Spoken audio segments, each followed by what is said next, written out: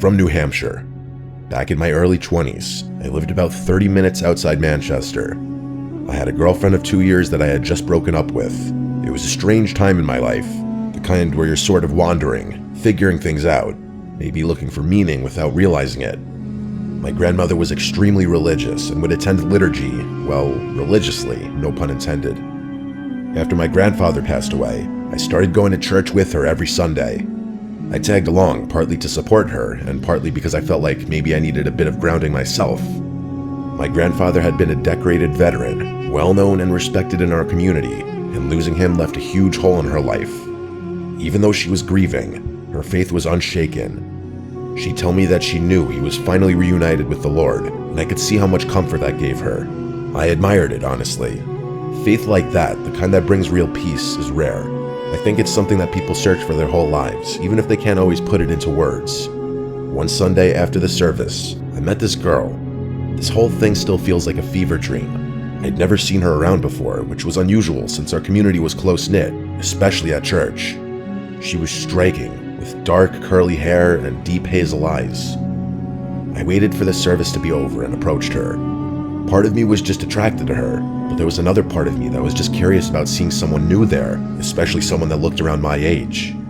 We started talking, and the spark was definitely there. I'm sure everyone knows what I'm talking about, where you just meet someone and immediately feel connection. Her name was Kaylee, and she had a kind of quiet, mysterious charm, and I found myself drawn in. I kept trying to ask her specific questions about her past, like family and home life, but she would crack jokes and tell me I'd have to take her out for those answers. I actually really enjoyed the banter. After a little playful nagging, she told me that her family recently moved to the area and she went to college nearby, which explained why I had never seen her before. By the time we wrapped up, I managed to get her number, and I was kind of riding the high of meeting someone new. Over the next week, we texted pretty frequently and exchanged social media. I remember scrolling through her Instagram at one point, surprised that she had so few followers. I preferred that though. The last thing anyone wants is to fall in love with someone that the whole world knows.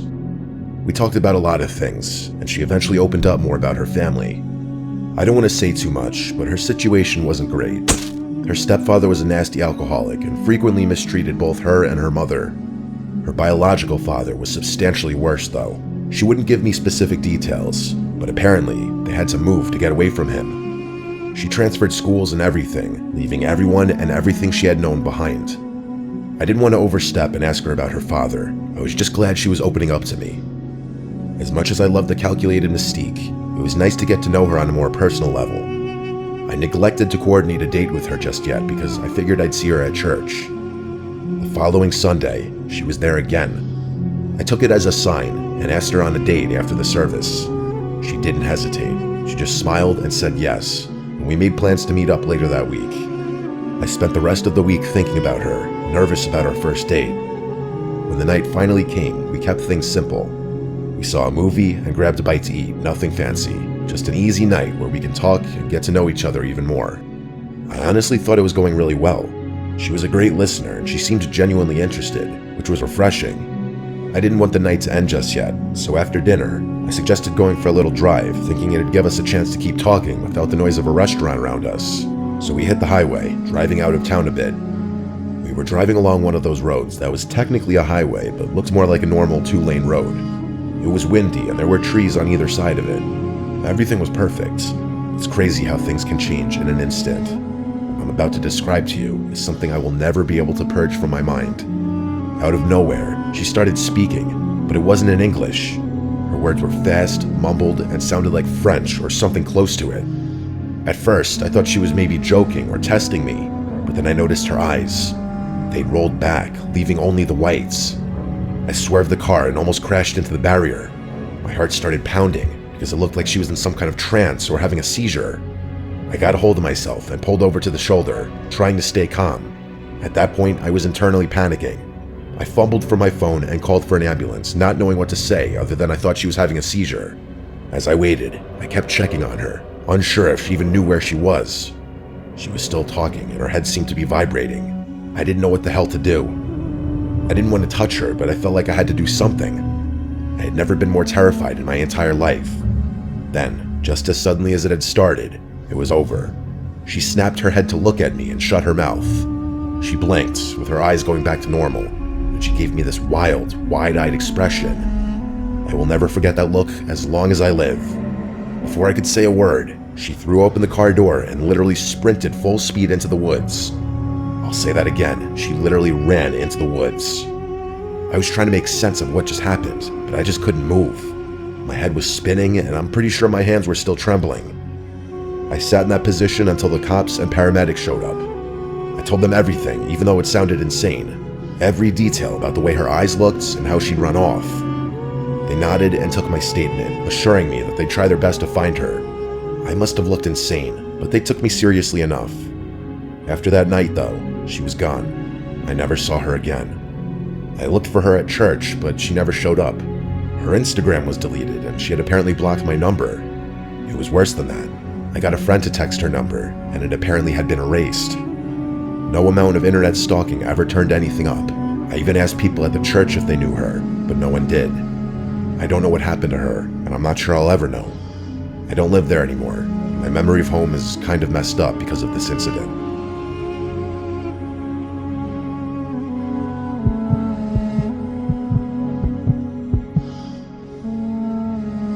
My family has this beat-up 2012 Volvo that is quite literally on its last legs. I don't know what it is, but the thing refuses to quit. It's had a million problems, but still runs. The thing has a laundry list of issues. Brakes that feel soft, a temperamental engine, and half the electronics barely work.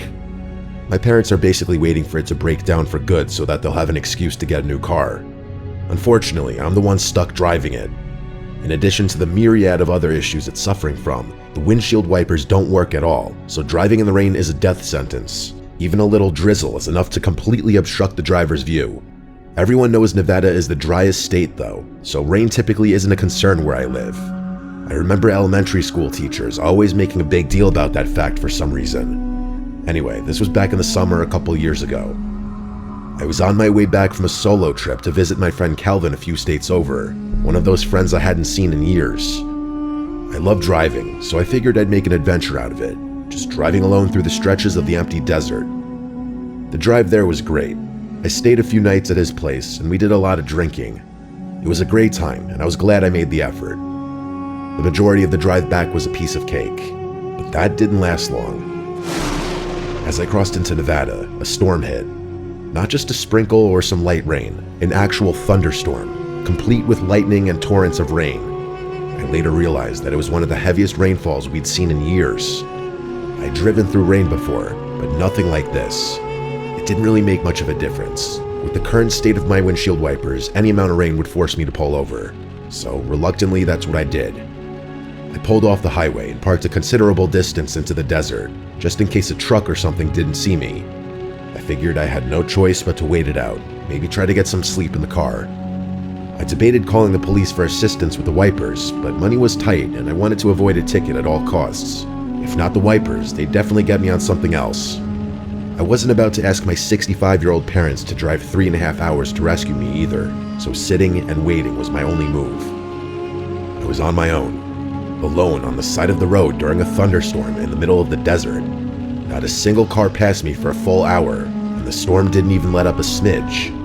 I think being alone in the desert started messing with my head, because after about another hour, I got this unsettling feeling.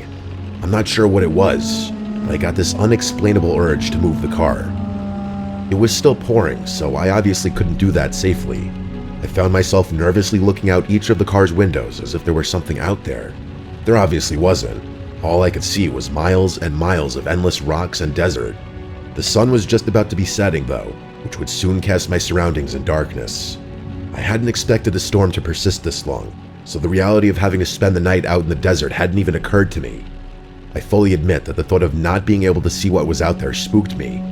I don't exactly scare easily, but I had heard enough desert stories to be understandably cautious. As if my thoughts were being read, the storm began to subside a bit. I took that as a sign that I'd be able to get back on the road soon, which was a relief. The sun started to set, casting that strange, muted twilight across the desert. Under different circumstances, I would have admired the beauty of it. The damn rain wasn't stopping though, so I had no choice but to stay put. I tried to concentrate on the lightning in the distance, thinking maybe that would ease my mind. I don't remember how much longer I waited, but Eventually the sun set completely. At that point, I decided waiting was wasting valuable energy, and I'd be better off trying to get some shut-eye. Just as I was about to close my eyes, I saw flashes in the distance. It wasn't lightning this time, just bright, sharp bursts of white light darting through the darkness. They seemed to jump around like they were coming from multiple places. It was creepy as hell. I watched them for a few more minutes before realizing that they were getting closer. They were literally approaching me. I could feel my palms starting to sweat. I don't know what came over me, but instinct kicked in, and I made a split-second decision to get out of the car and hide. I grabbed my phone, scrambled out, and ran to hide behind the nearest rock formation. It was still raining, but I didn't care. I could feel my heart beating rapidly, and I prayed that the sound of the rain would conceal my breathing. Crouching low, I peeked around the edge, watching my car from a distance. After a few minutes, I realized what the flashes were. Flashlights.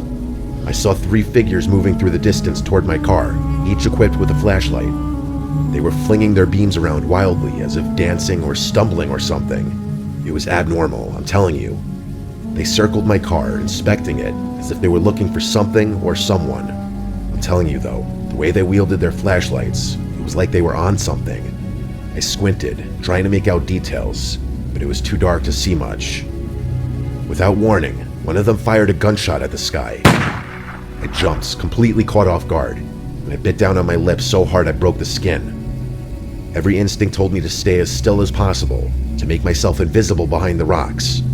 For what felt like forever, I stayed frozen in place, not daring to peek behind the rock. Eventually, the curiosity was unbearable. Slowly, I peered behind the rock again, and I felt my stomach drop. It was pitch black, no flashlights.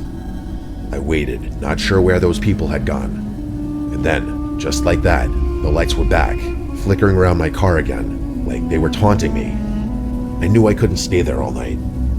My hand shook as I pulled out my phone, fumbling to dial 911. I whispered into the phone, trying to explain what was happening, with my voice barely audible. The operator said they'd sent someone, and I put the phone down, feeling both relieved and terrified. After what felt like an eternity, I finally saw the faint glow of police lights in the distance. The second the lights started flashing, the 3 figures turned and bolted, disappearing into the darkness. By the time the cop actually pulled up next to my car, they were long gone. I ran through the rain, waving my arms, grateful that I had been saved. The officer listened as I told him everything. He didn't seem particularly shocked, which somehow made all of it feel worse. He did have the courtesy of waiting out the storm with me and not towing my vehicle, which I guess I could say was a good thing. I think about this often, and I haven't done a road trip since.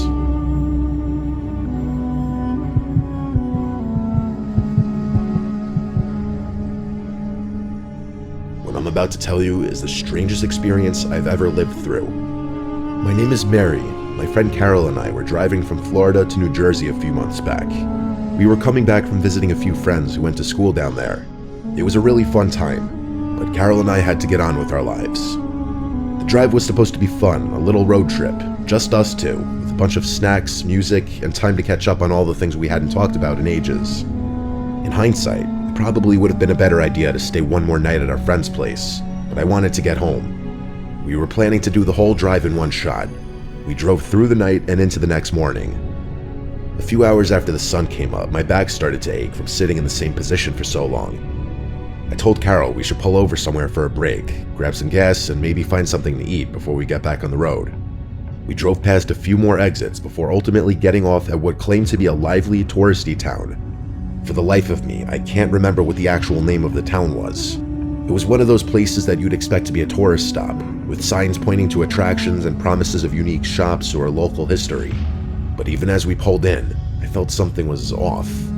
The streets were empty, and the buildings looked like they'd seen better days. A little too worn down for a place supposedly catering to visitors. It's hard to explain the feeling, but it was the kind of place where you could sense something was wrong without actually knowing what. I'm sure everyone kind of knows what I'm talking about, but you ever driven through one of those ghost towns where all the shop signs are still up but everything is clearly abandoned? Yeah, that's what it felt like. Only it was weirder, since things weren't actually abandoned, they just looked that way. It wasn't your typical haunted kind of vibe, but strange enough that it's been on my mind ever since. The first stop was the convenience store. We actually had to drive for a decent while before entering the heart of the town, or whatever you'd call it. We pulled in to stretch and grab some refreshments. The two of us headed inside. It looked pretty normal in there, actually. Carol was looking for a specific drink she wanted, but quickly grew frustrated when she realized they didn't have it. She's a bit of a drama queen, so I indulged her tantrum and agreed to go somewhere else. I still wanted to get my Gatorade though, so I walked up to the counter with it to pay. The cashier was a woman about 30 or 35 if I had to guess. She had dark brown hair and was on the taller side. Again, all very normal. The only reason I remembered her features was because she was wearing suspenders, which I wasn't used to seeing. I paid for my drink and we left. Carol pointed to another convenience store across the street, so we figured we'd give it a shot. When we walked into the second store, I literally felt my stomach drop. The cashier behind the counter looked exactly like the girl who'd been working at the first place. Same hair, same face, same height, same everything. I froze, staring at her. I could tell I was making her uncomfortable. Eventually, I asked her if she had a twin or a sister or something. She gave me a weird look, almost skeptical, and said she didn't have a twin and that she was an only child. She narrowed her eyes and told me that was a strange thing to ask, which I guess it was. I tried to explain myself, but she didn't say anything after that. I felt this weird sense of deja vu and backed out of the store, dragging Carol along with me.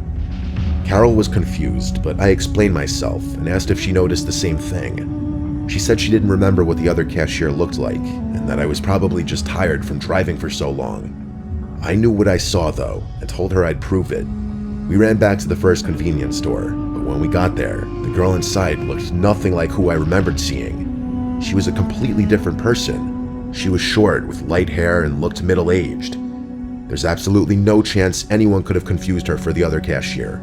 She didn't even look like she was in the same age range. It was as if I'd imagined the whole thing.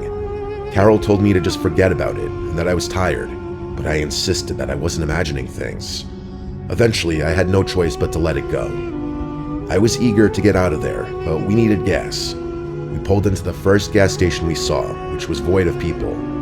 It was completely empty, just our car, the pumps, and a small building at the back where you would pay. We were literally the only car in the entire lot. The two of us walked inside. Carol took her sweet time looking for her drink, but of course, it wasn't there either.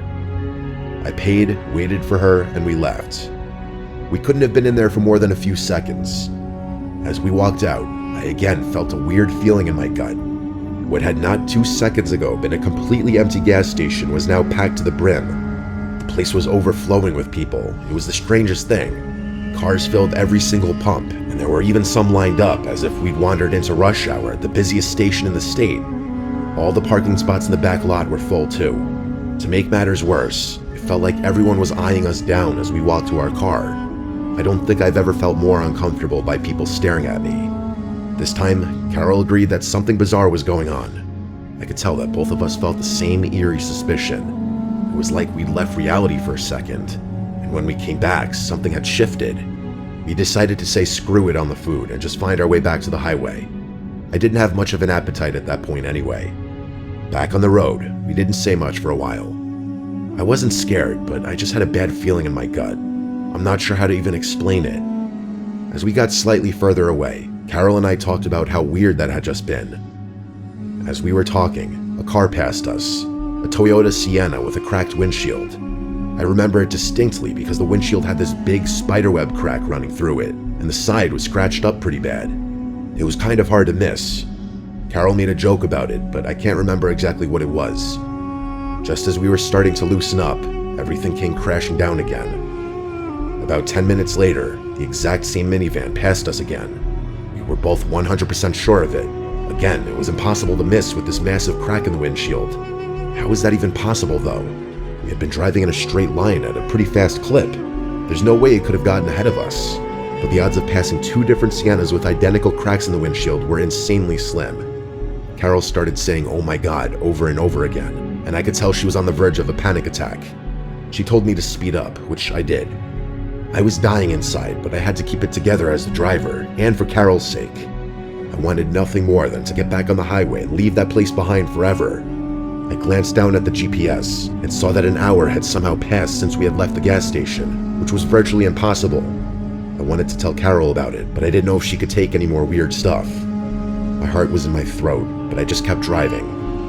Part of me wondered if the GPS was going to start taking us in circles. We finally got back on the highway, and the nightmare ended there. By the time we got home, however many hours later, it felt like we were waking up from some strange, disjointed dream. I'm not kidding, that whole experience still feels like a dream when I think back to it. People usually look at me strangely when I tell them this story. I still can't explain what happened there, and I don't expect any kind of explanation. I've tried doing research online about weird occurrences in places like that, and I've actually found a handful of stories that are similar to mine. The weirdest thing about it was the feeling in my gut that I still have trouble describing. Until that point, I really didn't know what it meant to get a bad vibe from something. It's like every bone in your body is begging you to notice that something's wrong. I never want to get that feeling again.